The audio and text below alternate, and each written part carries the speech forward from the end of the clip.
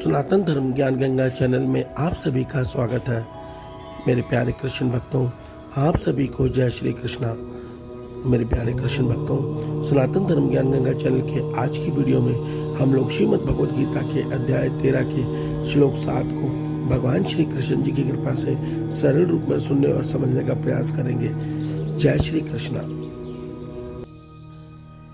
अमानित्वम दम्भित्वम अहिंसा क्षान्तिरार्जवम्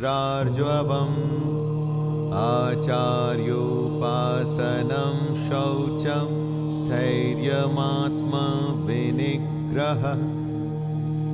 मेरे प्यारे कृष्ण भक्तों, श्रीमद् भगवद गीता के अध्याय 13 के श्लोक 7 में भगवान श्री कृष्ण जी अर्जुन के माध्यम से हम सब मनुष्यों को यह सत्य बता रहे हैं कि हे अर्जुन, श्रेष्ठता का, अभिमान का अभाव, दंभाचरण का अभाव, किसी भी प्राणी को किसी भी प्रकार से ना सताना, क्षमा भाव, मन वाणी आदि की सरलता, श्रद्धा भक्ति सहित गुरु की सेवा, बाहर भीतर की शुद्धि, अंतःकरण की स्थिरता और मन इंद्रियों सहित शरीर का निग्रह, ये जो लक्षण है ये उस योगी के हैं जो इस शरीर से अपना संबंध तोड़ के आत्मा में स्थित होना चाहता है।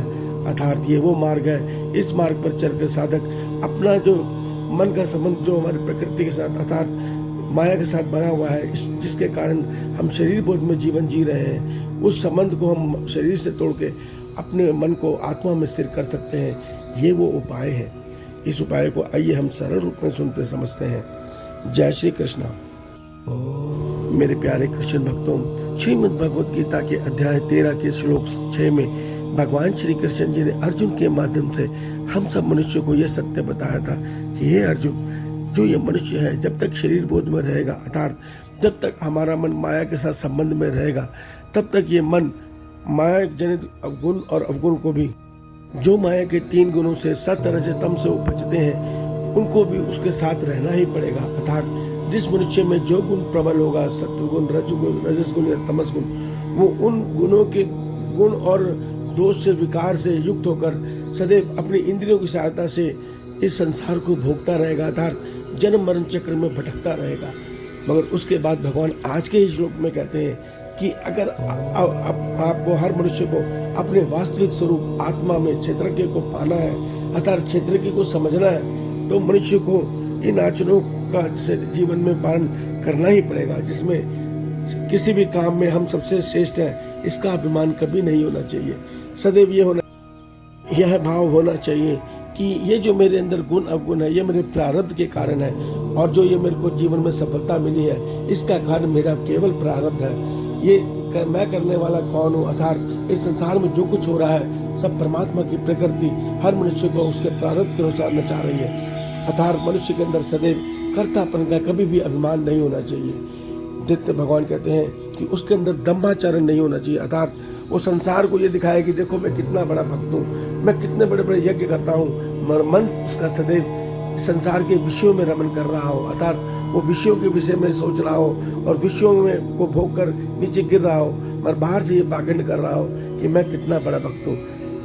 मनुष्य को इसका बिल्कुल पूरी तरह से त्याग करना ही होगा अगर उसको अपने आत्मा को, अर्थात क्षेत्र के तक पहुँचना है। किसी भी प्राणी को किसी भी तरह से नहीं सताना, अर्थात संसार में जितने भी जीव हैं सबके हृदय में परमात्मा वास करते हैं, और सबके अंदर परमात्मा की छवि देखते हुए सबके साथ आदर का भाव होना चाहिए। सदैव ये भावना होनी चाहिए कि मैं किस प्रकार कर्म करूं कि सभी सुखी रहें।